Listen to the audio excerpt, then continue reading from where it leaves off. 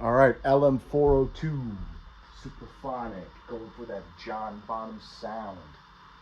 We've got the batter head tuned to a D on the Tunebot, which is a 294. All right, Rezo head should be around a G, if I'm not mistaken. Let's check it out.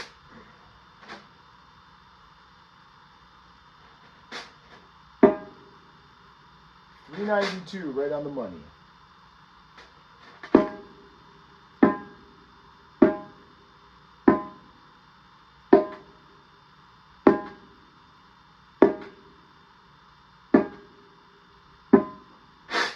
We got 392, so we got a D over G. Okay, now, I have made a snare drum video in the past about getting the Bonham sound, but I did not have a Superphonic when I made that video, which was around like 10 years ago.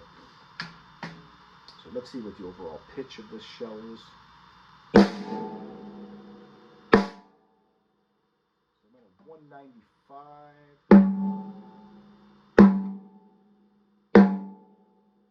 195, which is just flat of a G. I think a 196 is like a perfect G. But you'll see that that's that Bonham sound.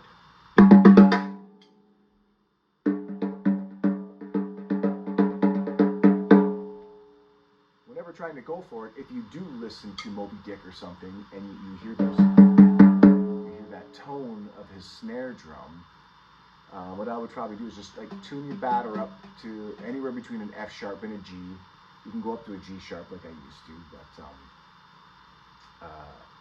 I don't know. I find like the G or the F sharp gives the, I don't know, just warms up the snares a little bit more or something. I don't know, because there's not as much tension and the snares aren't as tight against it. Doesn't give it as much of like a choked sound, I guess you could say.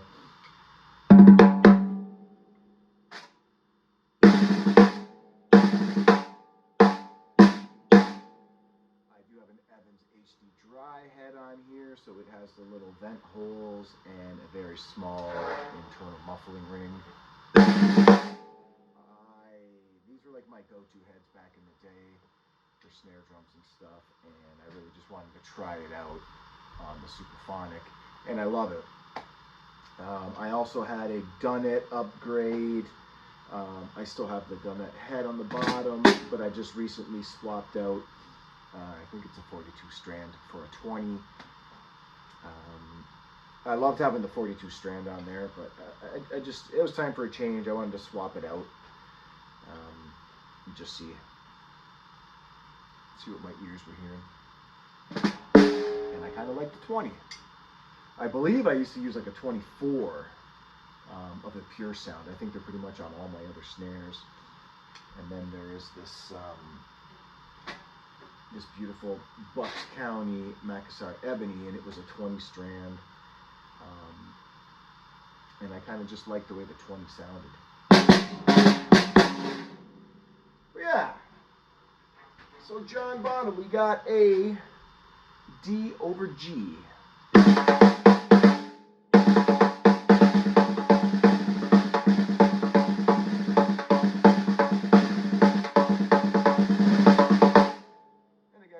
That nice pop sound from the rim shots. No rim shot. Rim shot.